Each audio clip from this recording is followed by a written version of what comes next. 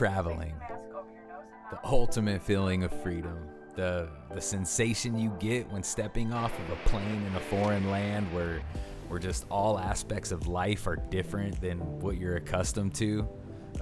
A new culture, an exotic language, the unsettling feeling of being an outsider, and just the realization that the world is much more vast than your day-to-day normalcies that you've become acclimated to.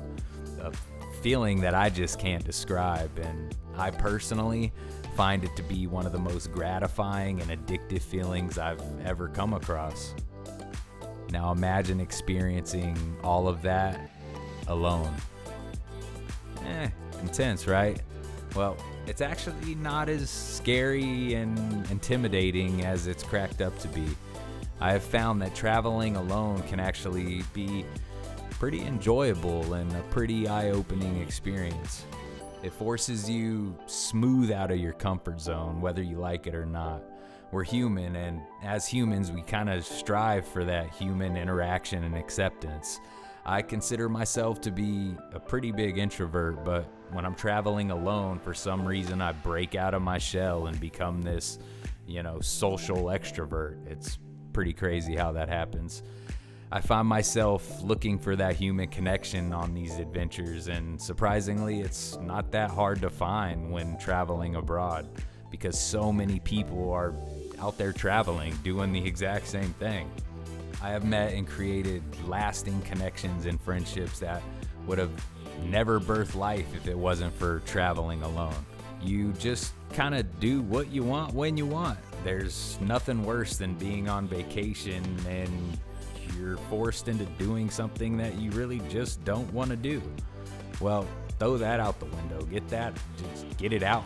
You want to walk the streets, soak up the local culture, done.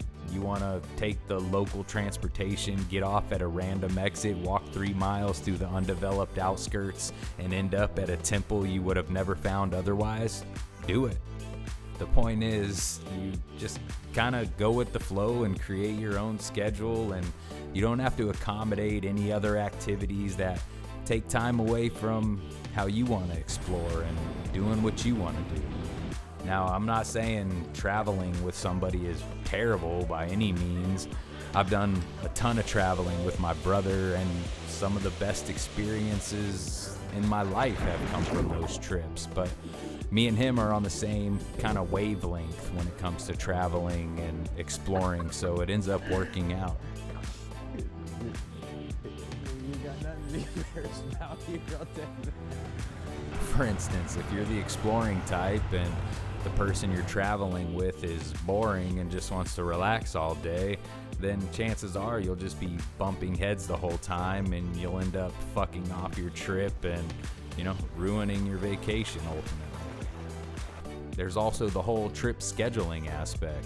You're all hyped up, ready to go on a trip, leave your life behind for a couple weeks, but the person you planned on going with can't get off work during that time, or doesn't want to be gone for more than 5 days, or can't quite afford the trip and needs a couple months to get their finances in order, yada, yada, yada. So what ends up happening? You end up fucking off, putting the trip on hold for 2 years, and next thing you know, you've been stuck in your hometown doing fuck all. Just do it. Oh, but traveling to another country alone isn't safe, right? Let's do a little deep dive into this. I did my research. So on the list of safest countries in the world, the United States ranks 129. That's right, 129. Out of 195 countries, the United States comes in 129th. Afghanistan, for Christ's sakes, comes in at 165. I mean, that means roaming the streets of your hometown is closer to roaming the streets of Afghanistan than it is to roaming the streets of the safest country in the world, which is Iceland, in case you were wondering. So, pretty unbelievable, but in reality, you'll actually be safer roaming the streets in another country than you would your hometown. We just tend to feel safer and more comfortable in a known environment, which is understandable. But I mean, as long as you take the same precautions you do at home, then you should be just fine.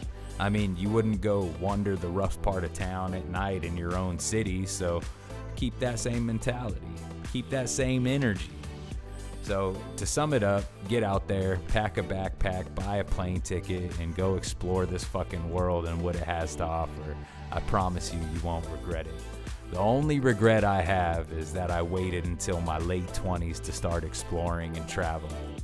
Traveling will change you. It changed me as a person and just how I see day-to-day life. So many of us go through life without understanding just how vast this world is and, you know, the beauty that it has to offer. We become so accustomed to the small little bubble that we live in. But you know what I say? Fuck that bubble.